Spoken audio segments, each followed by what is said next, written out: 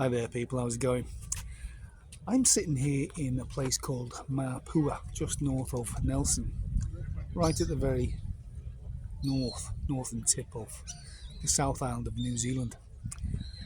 It's funny, I was just sitting in a little cafe having some breakfast, and some people sat next to me, across from me, a family. And anyway, I sat there listening for a bit, and they were German. So I asked them, I said, "Whereabouts in Germany are you from?" And they were from Leipzig. I said, "Oh yeah." He said, "Do you know Leipzig?" The lady said. And I said, "Yeah, I worked there many years ago. Would have been about 30 years ago." And yeah, I was a bricklayer doing the old Alvidisheim pet in Leipzig in Germany. And she asked me, she said, "Whereabouts did you work?" And I said, "Oh, Salah Park." And the lady that was with her, I think it might have been her mum, she said, "Oh, it's changed its name now to a German name, an unpronounceable name for me now." And it was quite interesting. You're meeting people from on the other side of the world, and you know a little bit of the place of where they come from. And when I was there, I worked in Leipzig. It wasn't so long; it was only a few years after the Berlin Wall came down. And I remember going to Leipzig for the first time, and there were still old bullet holes in the walls and buildings that were there, still left over from the Second World War. Um, yeah, it was a beautiful city, Leipzig. Leipzig, if you don't know, is in the old East Germany, and obviously after the fall, the end of the war, Second World War, it became occupied by the Russians, East Germany, and South Leipzig is southeast of Berlin. And Berlin was the whole of Berlin was in. If you didn't know, was inside East Germany, but West Berlin itself was part of the West, and East Berlin was part of the Soviet bloc.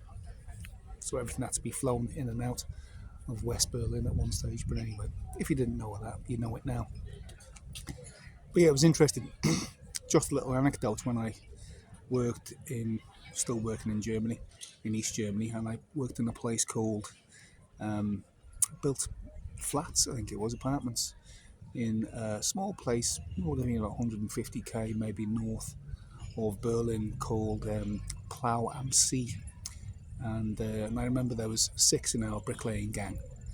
And we were walking down the street one day in this small town called Plough am See. It was a dead day, hardly anybody about. And we were walking down, 3 lads from Leicester, and me and my couple of mates here from North Wales, Flint, North Wales.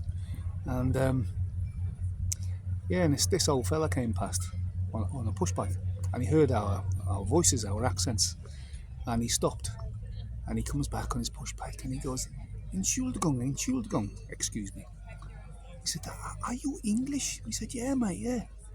And he gets off his bike, and he comes over, and he shakes all our hands, and he says, he be long gone now, obviously.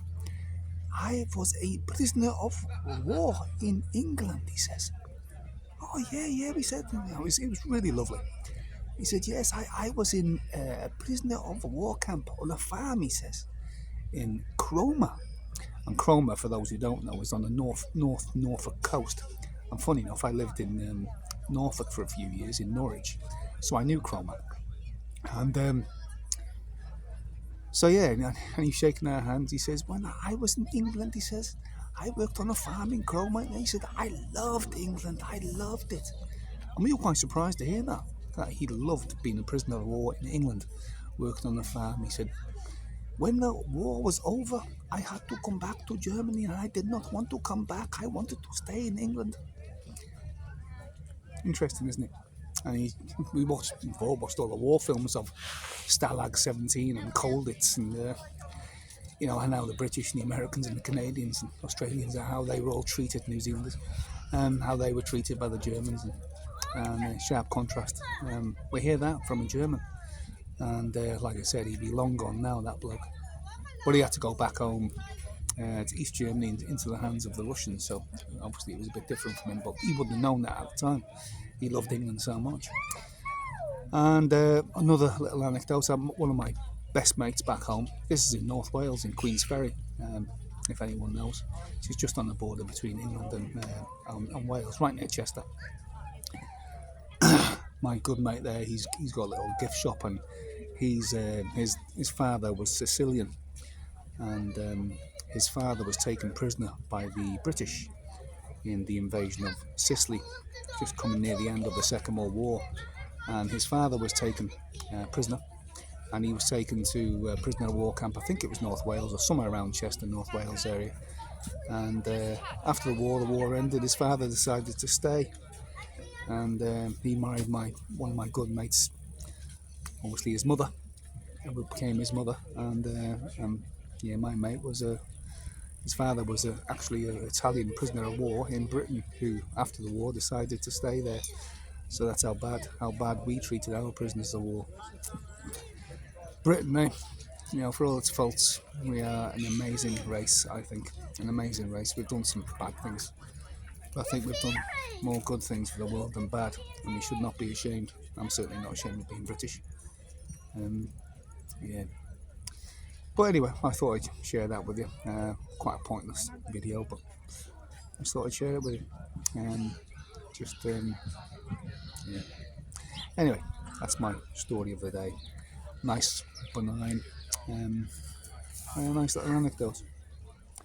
So here's goodbye from the wharf in Mapua, just north of Nelson. This is Cross the Rubicon. Please like, leave a comment, subscribe to my channel, give me an uptick, and share this video everywhere. See you later.